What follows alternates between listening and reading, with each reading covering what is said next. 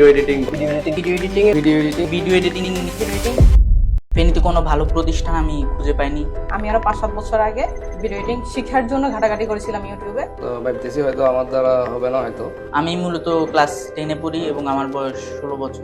কয়েক জায়গায় চেষ্টা করেছি কিন্তু আমি পারিনি, ধৈর্য কম থাকার কারণে। অনলাইনের মাধ্যমে কিছু করা যায় কিনা, বর্তমান তো সবগুলো অনলাইন নির্ভর হয়ে যাচ্ছে। অনার্স মাস্টার্স করা ছেলেরা বসে থাকে যেমন চাকরি হয় না। ভিডিও এডিটিং সেক্টরটা এমন একটি সেক্টর যেখানে আপনি প্রচুর হিউজ পরিমাণ পাবেন। কম্পিউটার সম্পর্কে কোনো ধারণা ছিল না আমার।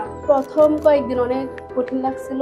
প্র্যাকটিক্যালি ভাবে আমি যা শিখতে পারবো ওটা আমি অনলাইনের মাধ্যমে পারতেছি না। তাহলে হচ্ছে আমরা ভিডিও এডিটিং সার্ভিসটা তাদেরকে প্রোভাইড করতে পারবো। আমি ভিডিও এডিটিং শিখতেছি এবং ভিডিও এডিটিং একটা শখ।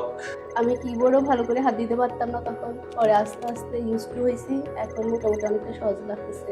নিজে একটা কিছু করার জন্য ভিডিও এডিটিং শিখতেছি। মার্কেট প্লেসে কাজ করবো এবং কি আমি নিজেরও কিছু কাজ করবো। মার্কেট প্লেসে কাজ করা